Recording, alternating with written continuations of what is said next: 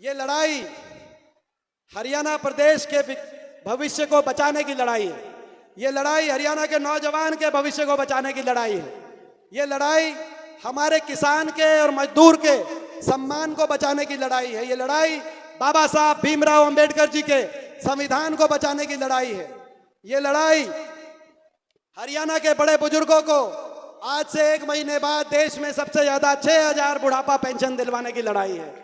ये लड़ाई कमर तोड़ महंगाई की कमर तोड़ने के लिए बिजली उपभोक्ता को 300 यूनिट बिजली में राहत देने के लिए और अपनी माताओं बहनों को 500 रुपए में गैस का सिलेंडर दिलवाने की लड़ाई है। ये लड़ाई राजस्थान की कांग्रेस अशोक गहलोत सरकार के तर्ज पर 25 लाख तक इलाज सरकारी खर्चे से गरीब आदमी को 25 लाख तक इलाज के लिए राहत दिलवाने की लड़ाई है।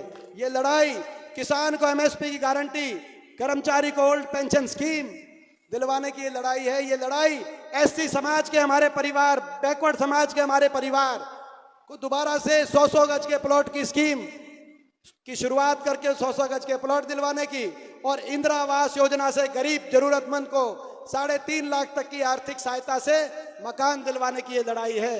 और ये लड़ाई हरियाणा के नौजवान को 2 लाख पक्की सरकारी नौकरी जो इन्होंने खत्म कर दी और हरियाणा के नौजवान के उज्जवल भविष्य की और हरियाणा को पूरी तरीके से नशा मुक्त बनाने की ये लड़ाई है।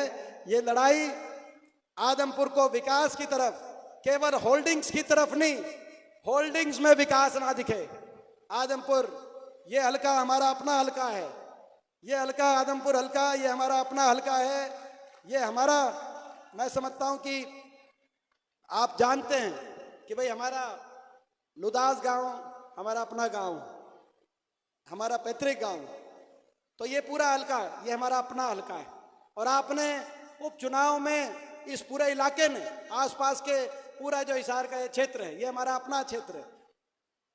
पीछे तो कोई कहीं से आया, कोई कहीं से आया है। पीछे तो अपा सारे ज्यादातर राजस्थान से आए हैं, लेकिन फिर आगे कोई कहीं चला गया, कहीं चला गया। लोग बांटते इन बातों को लेकर, मगर विकास जोड़ता है, भावना जोड़ती है। मगर ये हमारा अपना हल्का है, ये मौका है, इस मौके में मुझे पूरा विश्वास है। और ये आखिरी बात मैं कहूंगा, वो समय हो गया।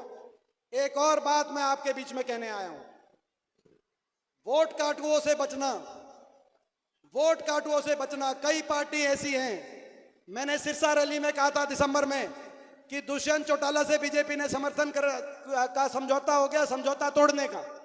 मैंने सिरसा रैली में कह दिया था कि नहीं कह दिया था? समझौता टूट गया। मैंने कहा था कि चुनाव में इनको अलग से भेजेंगे वोट काटने के लिए। और आपने देखा अब अभय सिंह चौटाला का समझौता पिछले 10 साल से चल रहा है बीजेपी के साथ। वो तो पिछली बार इनकी 1 ही सीट आई और भतीजे की सीट आ गई 10 जेजेपी की।